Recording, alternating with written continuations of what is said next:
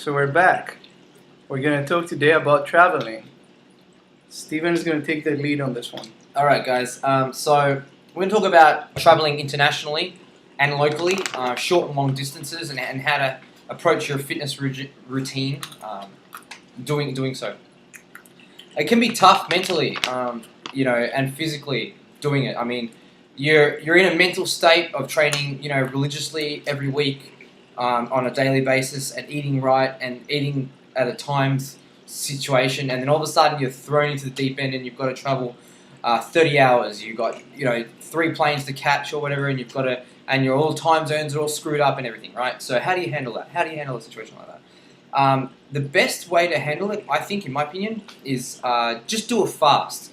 Now, if you don't know what intermittent fasting is, I suggest you do some Googling on it. We're going to make some videos in the future about what intermittent fasting actually is. In fact, how I'm it works about for your body. I'm about to end my intermittent fasting now. There you go. He's eating his. He's finishing his eating window now. So, mine finished a couple hours ago. So I'm just on water.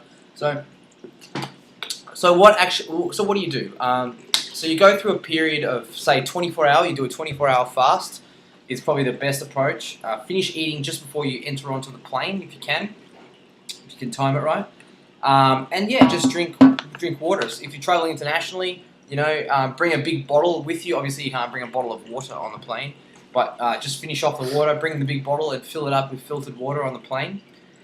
If you need to eat something, right, on the plane, if you don't want to have such a long fast, or you're not doing fasting, or you don't want to take that approach, some good ideas for some snacks is some turkey jerky. These is really good. 80 cal. Some of these. Almonds, really, really good. I don't suggest you take a lot of almonds because it can get you a bit fat. It's got a lot of healthy fat, but a lot of fat, and we all know that that's a lot of calories. So take it easy on the almonds, but they're still a very good snack nonetheless. Take some turkey jerky, lean protein, very little fat, no sugar. Fantastic little snack.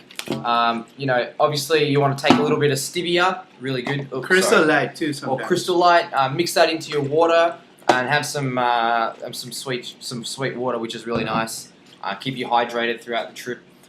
Just keep on little things like that. Little cans of tuna, rice cakes, things like that. Dry goods that you can take on the plane without impacting too much. That's the best way to handle short distances because you can take food onto the plane. I don't think long distances you can actually take food on the plane. So, best off doing the fast on that sort of situation. Also, another thing too, sleeping. Getting good sleep in on the plane, really important. Get some eye covers, whatever they call them, and then get some earmuffs. Eye protectors. Yep, and make sure they call them. Yeah. Eye protectors, I guess. Shades. Whatever. Anyway, shades. Yeah, nice you know shades. what we're talking about. Anyway, the Zorro ones. Get a nice neck pillow. Get comfy. Set yourself up on the plane. Have good sleep. Because at the end of the day, if you have a really good sleep, you're generally going to eat less throughout the next day. You don't want to oversleep. Obviously, that is bad too. Just sleep enough so you're not wanting to eat so much the next day. And yeah, so it's a good way to end the day, basically. With fasting. A lot of people don't get enough good sleep on the plane, so it's really important to get a good sleep. Another thing too is when you arrive at the hotel, you probably should have prepared for this previously, but make sure that you've got a gym either at the hotel wherever you're staying or close by in close proximity. That and a healthy supermarket or a good supermarket you can quickly go get some stuff. Maybe a microwave in the room might be good too. Yeah. In case you want to, do some quick snack on your own. It's a good way to do it. What else? What other tricks? So, the gym. Make sure you check out the gym right as soon as you reach. Get familiar with the equipment, and traveling is all about adapting, right? Right. So you really want to adapt there to see what you can make use of. Obviously, you're not gonna have the full-blown gym. You might that you have by your house, but try to make the best use of the equipment that you have access to. That would definitely help you out. And this is why we stress that it's really important to learn a lot of compound movements, both dumbbell and barbell, and even body weight stuff that you can do at home.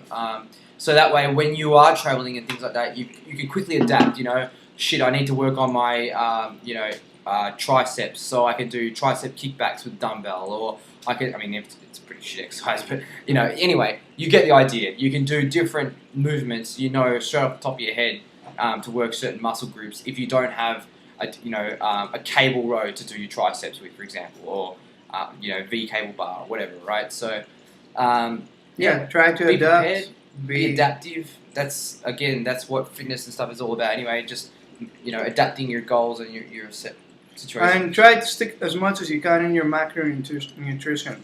I mean, it's never gonna be perfect when you're traveling. It could be closer to what you want it to be, and that's what's most important here. I always think about it as a 80-20%. So 80% there, yeah, I'm good. If I slack a bit, that 20%, it doesn't really matter for a week that I'm gonna be traveling. So I mean that's all there is to it. And another thing too, one more last thing actually is really good is get some meal replacement shakes if you can for the plane. So they package up. You can bring your blender bottle, bring a couple of meal replacement shakes. Obviously, you can't take the water on the plane, but then you can get water easily when you're on the plane, and just mix up a whole meal in a shake. I mean, it's not going to be whole food, and it's not going to be what you your body really needs, but it's going to have all the micronutrients. It's going to have the slow digesting carbs. It's going to have the good amounts of protein and a good healthy amount of fat. So again, this falls down, to being adaptive, basically. So it's sort of like a save you in a situation when you need it. All right. Well, I think that's all for traveling, and we'll see you again very soon in YouTube. All right. See you guys. Later. Ciao. Bye.